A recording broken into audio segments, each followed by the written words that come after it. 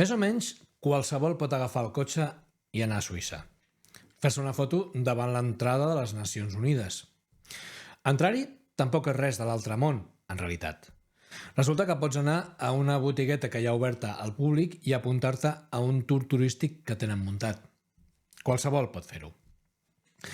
Tot i així, us he de dir que jo he quedat impressionat. A mi ja em passen aquestes coses. M'he quedat bocabadat davant el Vaticà o el David de Miquel Àngel o la Torre Eiffel. Aquests puestos estan relativament a prop nostre. Podem anar-hi en cotxe en menys d'un dia. Però no deixen de ser 3 versions de la màxima expressió del que podem fer la humanitat. Hi ha un 30 o un 40% de mi que em diu: Carles, baixa del núvol. Qualsevol pot visitar les Nacions Unides.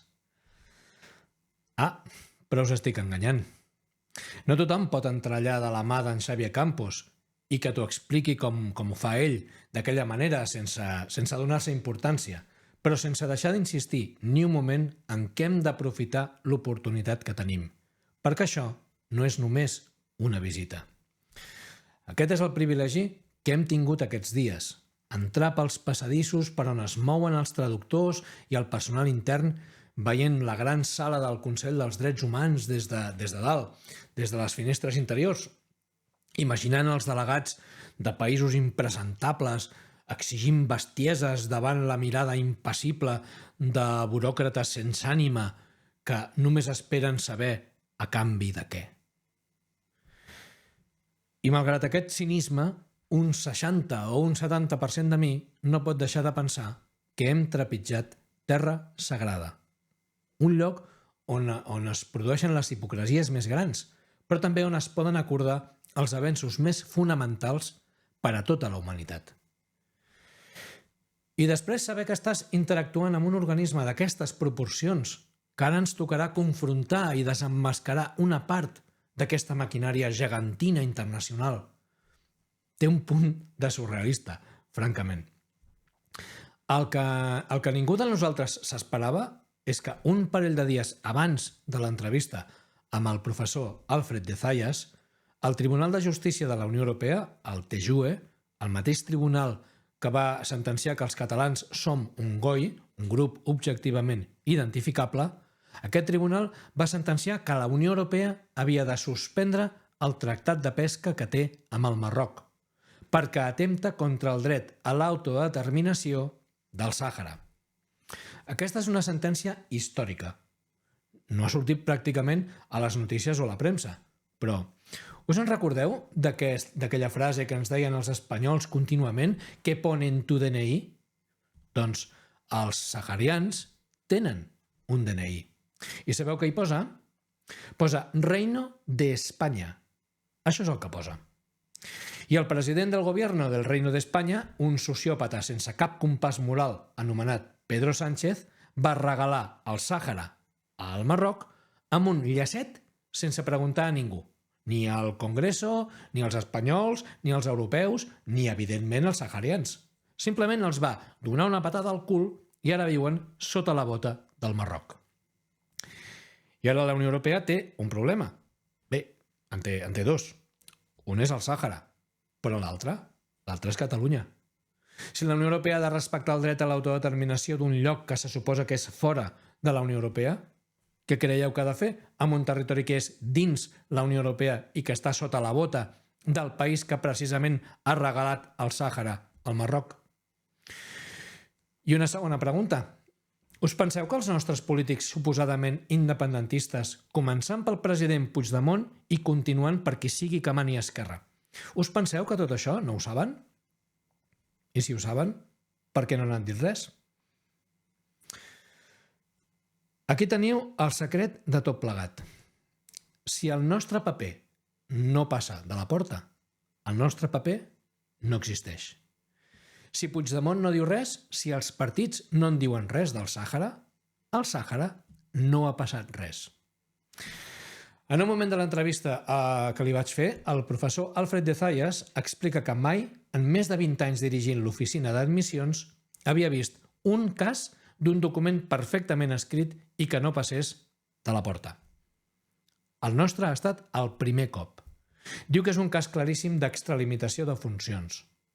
A la seu de l'Alt Comissionat pels Drets Humans, Nacions Unides, Ginebra, Suïssa. Naturalment, i per això estic fent aquest vídeo, al Cercle Català de Negocis no ens aturarem aquí. Això només és el començament. Els fets, no la meva opinió o l'opinió del CSN, els fets són que el TJUE obliga a suspendre el Tractat de Pesca entre la Unió Europea i el Marroc perquè, cito textualment, l'aplicació d'un acord entre la Unió Europea i el Marroc en el territori del Sàhara Occidental ha d'obtenir el consentiment del poble saharià i aquest consentiment no existeix. Fi de la cita. On és el consentiment dels catalans per permetre que Madrid dicti des de fa 45 anys què es fa amb els recursos i els diners dels catalans, espoliant-nos any rere any per a finançar projectes inviables i ruïnosos i per mantenir regions senceres que viuen de nosaltres? Qui ens ha demanat la nostra opinió? Per què el País Basc i Navarra tenen un concert econòmic i s'ho fan sols sense demanar res a ningú i nosaltres no? Per què els nostres polítics no ho han denunciat? És el CSN, una associació privada, qui ha d'enfrontar-se a Espanya, la Unió Europea i les Nacions Unides per defensar els drets humans, civils i polítics dels catalans? Amb quins mitjans? Puc trucar jo o en Xavier Campos al president del govern d'Espanya i parlar-ne? Com que després em diuen que sóc tòxic, escolliu vosaltres l'opinió que us mereix que els nostres polítics no hagin muntat un Cristo davant de tot això 7 anys després de desobeir el mandat del poble català perquè declaressin la independència després de guanyar un referèndum per més del 90% dels vots. Per la nostra part, el paper acabarà passant de la porta i les Nacions Unides s'hi hauran de pronunciar. Mentre estic gravant aquest vídeo, el CSN ha fet arribar unes comunicacions al relator especial sobre les minories, la relatora especial sobre els defensors dels drets humans, l'expert independent sobre un ordre just i democràtic, la relatora especial sobre els drets a la llibertat de reunió i associació, la relatora especial sobre la independència dels magistrats i advocats i la relatora especial sobre la promoció i protecció del dret a la llibertat d'opinió i expressió. Hem fet arribar una comunicació a cadascun d'aquests relators especials explicant-los la irregularitat que ens hem trobat en presentar la nostra documentació. Us ho torno a dir perquè és important que reteniu el que ha passat aquí. Si el paper no passa de la porta, el paper no existeix. No l'han de discutir, no s'hi han de pronunciar, ni a favor ni en contra. La qüestió no existeix. I així els amics espanyols i els amics buròcrates de la Unió Europea no tindran cap problema. Hoy por ti, mañana por mi. Us deixo amb les declaracions del nostre cap de Relacions Internacionals, en Xavier Campos, tot just després d'assabentar-se de la sentència del TJUE obligant la Unió Europea a respectar el dret a l'autodeterminació del Sàhara. I també les nostres impressions en passar per les Nacions Unides. El paper no ha passat de la porta perquè les pressions polítiques dels espanyols són importantíssimes, també dins les Nacions Unides. Saben que si els tribunals internacionals es pronuncien a favor del dret a l'autodeterminació dels catalans, Espanya perdrà Catalunya. La pregunta és per què els nostres polítics intenten evitar a tota costa aquests pronunciaments, ajudant a Espanya. Em sembla que la resposta es fa sola. Bé, avui hem rebut una gran nova perquè el Tribunal de Justícia de la Unió Europea ha confirmat una decisió per la qual anul·lava un acord de la Unió Europea, negociat per la Comissió, amb el Regne de Marroc, perquè violava el dret d'autodeterminació del poble saharaui. Que, val a dir, el poble saharaui és un cas molt interessant perquè no és un cas de descolonització, pròpiament dit, atès que els saharauis eren ciutadans de ple dret espanyols. Hi va haver una invasió pel Regne de Marroc. Però la repercussió d'aquesta decisió és enorme per les reivindicacions dels catalans pel que fa a la jurisdicció tant internacional, Nacions Unides, com a la pròpia jurisdicció europea. Nosaltres, com sabeu, vam presentar un comunicat recurs dirigit contra diversos estats de la Unió Europea, que era innovador perquè reclamava que la responsabilitat de la discriminació que pateix el poble català, la nacionalitat catalana com a poble europeu, no era només, i evidentment el refús de reconèixer el dret d'autodeterminació no era només aquesta responsabilitat de l'estat espanyol, sinó que era una responsabilitat de tots els estats membres de la Unió Europea que han signat i ratificat tant els pactes internacionals com el Tractat de la Unió Europea que els obliga a promoure el dret d'autodeterminació dels catalans. Fa uns dies vam rebre una comunicació de la secretaria del Alt Comissionat de Nacions Unides, que és la que tramita les peticions, i ens va dir que no entrarien en matèria perquè, segons ells, parlaven en nom del Comitè de Drets Econòmics, Socials i Culturals o d'un grup de treball, segons ells no hi havia indicis prima facie de discriminació, no s'havia demostrat que s'havien exhaurit les vies internes de recurs, s'entén a l'estat espanyol o a la Unió Europea, perquè de fet la societat civil catalana no en té directament de vies de recurs a la Unió Europea, i que no hi havia perill de que es reproduïssin, doncs... És a dir, et diuen no tens vies d'esgotament de la via interna, però tampoc te n'en donen. No et diuen que no tens vies d'esgotament, perquè ni tan sols diuen això, perquè si diguessin que hi ha o no hi ha vies per exhaurir els recursos interns, podríem dir, doncs, això és més factible que un altre. Això suposaria establir un diàleg amb els autors de la comunicació. De fet, el que no han volgut és obrir aquest diàleg entre els autors, que som el Cercle Català de Negocis, i de fet la societat civil catalana i els estats membres de la Unió Europea, tant Espanya com els altres estats, per evitar-se mal de caps. Ha de quedar clar que això és un recurs que es podia presentar perfectament, legalment, hi ha una via per fer aquesta reclamació. Nosaltres som una associació perfectament capacitada i seriosa, i a més podem fer-ho tranquil·lament, és a dir, és una cosa que haurien d'haver almenys registrat per poder seguir el procediment absolutament habitual. Evidentment, nosaltres estem facultats com a individus o com a grups a presentar comunicacions individuals contra els estats membres que han signat i ratificat els pactes internacionals, i així ho hem fet, i el mínim que es pot esperar és que hi hagi una argumentació sobre els mèrits o no d'aquestes comunicacions. Però el que voldria remarcar una altra vegada és que l'objectiu de la nostra acció de litigació estratègica, no?, per anar trucant portes, no és tant que ens doni la raó un òrgan o un altre, perquè sabem que tenim raó. L'objectiu és conscienciar i motivar a la societat civil catalana perquè trobi solucions al seu problema, però sabem perfectament quines són les regles internacionals i europees que ens emparen.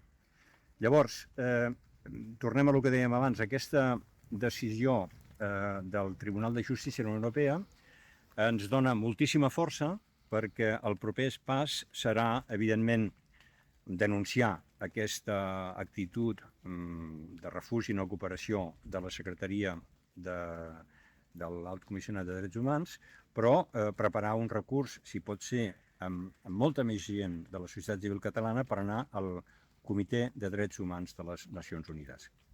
Val a dir també que un altre fet important és que, gràcies a l'acció que va dur a terme la Plataforma per la Llengua, el Consell d'Europa també ha criticat, val a dir condemnat, l'estat espanyol per la ingerència dels tribunals en matèria lingüística, en matèria d'ensenyament, que aquest és un tema que nosaltres també havíem incorporat a les nostres comunicacions i que, evidentment, ens dona també la raó.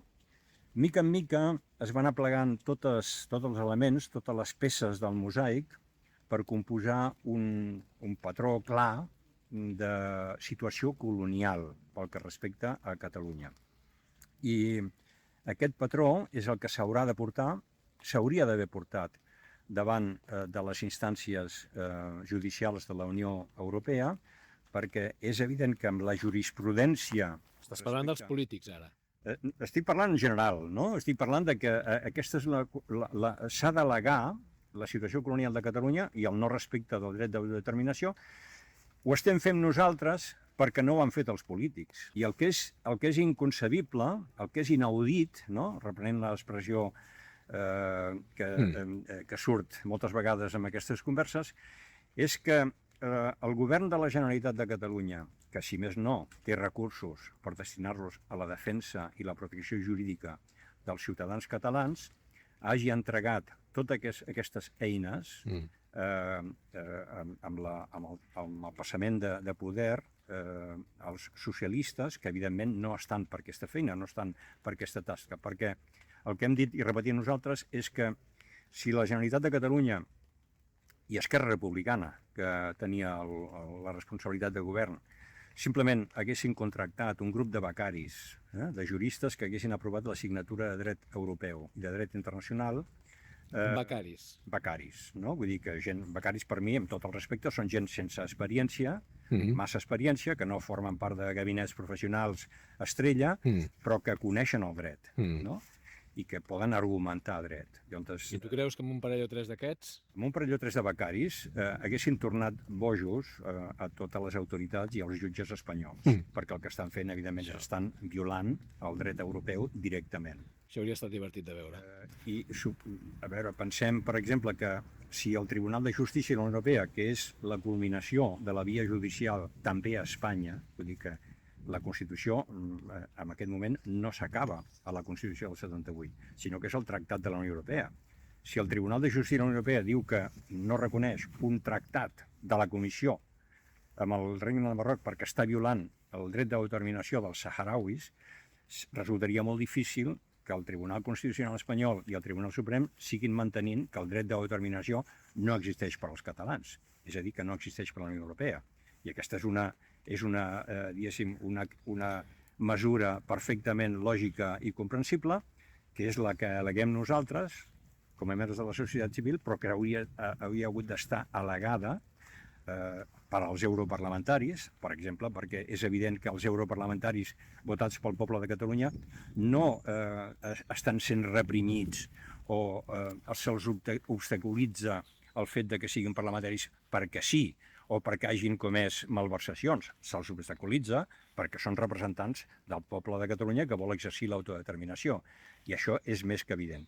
Vull dir que amb tot això, diguem que nosaltres tirarem endavant la nostra batalla jurídica, però que seria absolutament imprescindible que tots els grups i grupets que fan activitats, que van a un òrgan o un altre, per exemple, a l'OSCE, o que se'n van al Consell d'Europa, etc., que d'una vegada per totes consolidem la nostra posició, la nostra estratègia, i que al·leguem les coses correctes. I les coses correctes, una vegada que tenim decisions de Nacions Unides que condemnen l'estat espanyol per les detencions arbitràries del Comitè de Drets Humans, per la detenció dels líders polítics, del Consell d'Europa, que condemna els jutges per la ingerència lingüística, les activitats que duem a terme també respecte al relator especial de Nacions Unides per les minories, que està perfectament al corrent de la situació. Si ho apleguem tot això, crec que podrem bastir una bona estratègia i tots plegats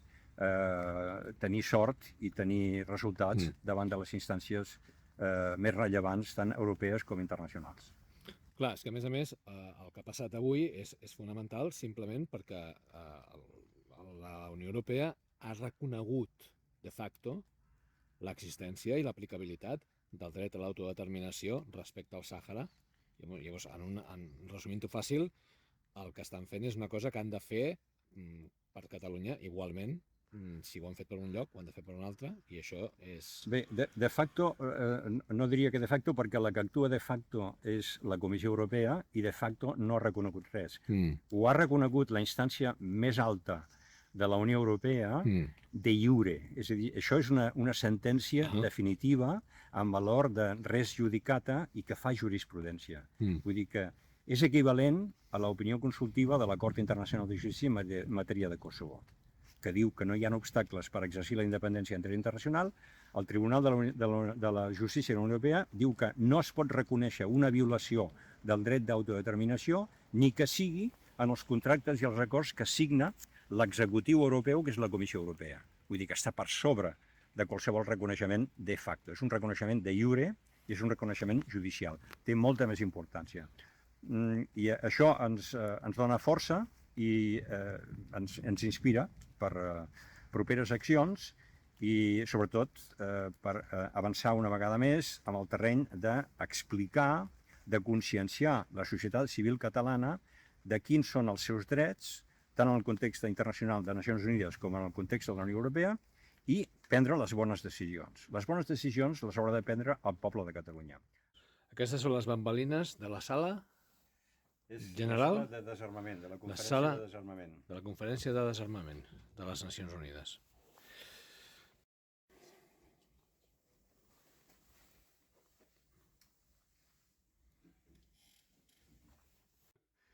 La sala de la pizza invertida. A mi no em desagrada, Clar, més val que la mantinguin bé, perquè si una estalactita d'aquesta imagina. cau, molt de mal. Home, depèn de qui li caigui, no? A mi no em desagrada, Que és una presa de pèl, sí.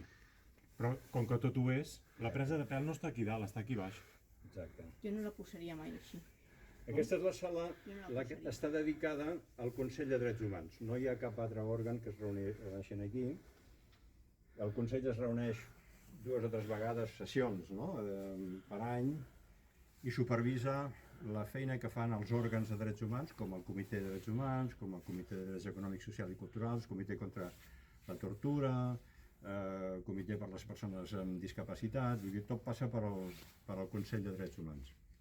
El que passa que quan van reformar el que era la Comissió de Drets Humans, que era molt més, diria jo, activa i incisiva, van establir unes regles que pràcticament asseguren que totes les decisions es prenen interparts, no? Vull dir, els estats no es fan mal uns als altres, tret d'alguns estats que són els pàries, que tothom té interès en condemnar, per exemple, doncs, és a dir, la Xina, els russos, Corea del Nord, etc. Per als altres estats, la manera de tractar les violacions de drets humans, posem el cas d'Espanya, és molt més temperada, no? I en tot cas doncs, se'ls crida l'atenció, es considera que són democràcies consolidades, això i l'altre. Per exemple, quan Espanya presenta l'informe sobre minories, no surt enlloc cap minoria nacional, surten els gitanos,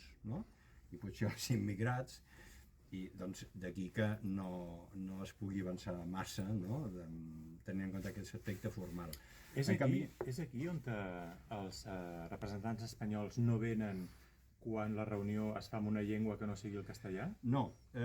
Aquí, això em vas comentar un dia que sí, però passava. el castellà és llengua oficial, perquè aquest és un fòrum, diguéssim, de Nacions Unides. On no és oficial el castellà és a la Comissió Econòmica per a Europa. Ah, d'acord. I en allà les llengües oficials són el francès, l'inglès, el rus, i no ho és el castellà. Per tant, ja són bastant reacis, no? Anar-hi ja només pel fet que no es parla la seva llengua. Exacte, perquè tampoc potser no són massa eloqüents, no? Amb l'anglès o el francès o amb el rus, no? Això és la donació d'Espanya, Tota la reformulació, la reforma d'aquesta sala la va financiar Espanya, si no enterament en gran part, la va encarregar al Barceló. El Miquel Barceló. Perquè formava part... 20 milions d'euros li van pagar. No sé exactament, però va costar bastant de calés, però formava part d'una, diguéssim, un leitmotiv que s'havia tret a Espanya en aquell moment, a l'època del Zapatero, que era l'aliança de les cultures. Volia dir que... Ah, és veritat. És una miqueta en plan repipi, no? Reprenent la tradició lul·liana, no? del trobament de les cultures i les grans religions. Doncs se suposava que aquest Consell de Drets Humans tenia que jugar un paper important perquè les diverses cultures, religions i la manera de veure el món doncs, trobessin un terreny comú. Si voleu que us digui la veritat, a mi aquest sostre, la impressió que em dona, és que sembla com si hi hagués un gran caos sobre tota la humanitat, sobre els representants de tota la humanitat. És correcte, l'espasa de Damocles. No? Sí, és com l'espasa de Damocles i és com si tota aquesta gent que es reuneix aquí i parla tant i diu tantes coses i fa servir tanta retòrica buida, és com si hi hagués el caos tota l'estona sobre els seus caps, a punt de caure tot i a punt de rebentar, i aquesta gent d'aquí baix estigués intentant simplement anar mirant de tant en tant cap a dalt, que aviam si cau o no cau, i bàsicament és això la impressió que fa. És una sensació bastant... La pizza invertida, vull dir, és una pizza invertida, vull dir que està fora de lloc, vull dir que no sap és una pizza invertida, però la veritat és que fa l'efecte que és com el caos, més que una pizza, perquè aquí només mires cap amunt, veus una estalactita d'aquestes que et pot caure al cap i penses, bueno... Bueno, baixem i fem un No m'ha cafè. desagradat tant com em pensava. A més, en la millor tradició espanyola de tota la vida, això és caríssim de mantenir, i si us hi fixeu, allà al davant, aquí on és el meu dit, on t'assenyalo amb el dit, allò és un forat. És un forat, és impressionant. Ja m'explicareu com punyeta mantenen tot això? És que és increïble, és que és increïble. Doncs aquí, quan hi ha les reunions del Consell, la gent surt a negociar, aquí en el bar, no? Sí, es negocia molt passadissos i bars, eh? Diguéssim que és l'espai d'interacció entre les ONGs també i els estats. Clar, perquè les ONGs allà no... Sí, poden entrar. Els que estan Entren però no rasquen res, és a dir... Els donen la paraula, poden Sí? fer intervenció. Ah, no ho sabia. Generalment, doncs, ara les intervencions són molt curtes perquè hi ha molt poc temps, també pels estats. Un estat et pot fer un discurs, per exemple, sobre la situació dels drets humans a Palestina, no? Si és que es digna de fer aquest discurs o parlar de Palestina, i els donen 3 minuts. I una ONG té 1 minut i mig. Llavors, en 1 minut i mig, l'únic que pots fer és tornar boig a l'intèrpret. Perquè parles ràpid, no s'entén res i... Hem de fer una candidatura. Jo crec que hem de fer una candidatura perquè el Xavier Campos li doni la creu de Sant Jordi a la Generalitat. Que Una espasa de Sant Jordi, no la creu. L'espasa. Perquè el Xavier Campos està fent la feina que hauria de fer la Generalitat i no fa. Com a mínim, que li donin una medalla de la creu de Sant Jordi o alguna cosa, no? De llautó. És el món diplomàtic, i parlant dels usos de negociació i el que s'ha de saber, doncs hi ha moltes expressions que t'indiquen si realment hi ha una voluntat d'anar endavant o s'estan resolvent la solució, etc. No? Això es diu, en anglès, la constructive ambiguity. Vull dir que ho deixes en l'aire i cada una de les parts pot interpretar després si és que sí, si no, o pot Hi ha moltes coses. Per exemple, la funció principal, una de les funcions del diplomàtic en una negociació és no comprometre aquell que pren la decisió. És a dir, si 2 caps d'estat negocien entre ells, el que hagin acordat va a missa perquè són els caps d'estat. Però si envies un segon, el que hagi acordat amb el segon de l'altre no va a missa perquè ho haig de consultar amb el cap d'estat. Per tant, el referèndum. m'explico, i això són tot de tècniques i que s'han de conèixer. No? Aquesta hauria de ser molt important el que és la comunicació no verbal. Sí. La comunicació no verbal és un mite, perquè generalment, si tu fas servir els diplomàtics, hi ha moltes coses que els diplomàtics ja no faran. És a dir, que el mateix, els diplomàtics tenen la funció de limitar la informació indeguda que s'està donant a l'altra part. Aprenen. Han de saber jugar a pòquer. I el llenguatge no verbal, de fet, el que pot constituir una interferència. I tot el que s'ha de fer és limitar el nombre d'interferències per facilitar una comunicació, si t'interessa, clara i efectiva. Vull dir que, per exemple, jo què sé, si estàs en un àrab, no ensenyaràs la sola de la sabata perquè se suposa que és un insult, no? Però això ja se sap. En canvi, el que faràs és intentar precisar si el que t'està dient l'àrab, que no saps en quin idioma parla moltes vegades, La variació, si està dient que sí, que no, o que potser, és el primer que has de precisar. I així moltes coses. Jo diria que la comunicació no verbal s'ha d'evitar que sigui una interferència. Està molt bé, perquè semblaria que podria ajudar i al contrari, el que fa és perjudicar. No, perquè en comunicacions verbals, com llenguatges de signes, n'hi ha molts a cada país. Tu no saps realment si quan fas així estàs fent una cosa positiva o estàs així. Potser que més val que no ho facis. Referia més a les expressions, als ulls i tot això. Bueno, això també hi ha molts de mites, no? Perquè jo crec que el més positiu és somriure però sense ser fals. Sí. Naturalitat. Naturalitat i mirar-te als ulls, estar atent, no? Així no tenir una posició, diguéssim, que denoti que tu estàs prenent a la defensiva. Tot això es pot practicar, però jo crec que el més efectiu és comunicar de manera intercultural eficaçment.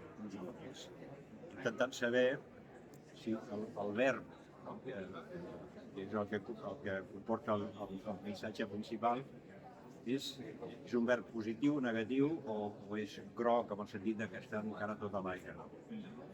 Doncs això surt al meu llibre. Quan jo estava estudiant a Madrid, també parlaven d'aquestes coses, no? de com funcionen les coses i tal, i jo els vaig dir, mira, els vaig dir que jo no acostumava a beure, no m'agradava beure alcohol fora del vi negre o així, no? I algun diplomàtic em va dir, pues vas a tener un problema el dia de mañana, i per què? I perquè precisament quan es reuneixen tots, surten els periodistes que fan la foto, se'n van, I després, a mamar. Quan queden sols, el primer que es fa és obrir el moble bar i comencen a beure. I llavors ja la reunió pot durar fins a les 6 del matí si convé. Que productiu tot. Clar, però jo també entenc que han de portar una mica han de desinhibir-se d'alguna manera o altra, no? Perquè si no... Bé, em van dir això, no sé si és veritat o no. És veritat.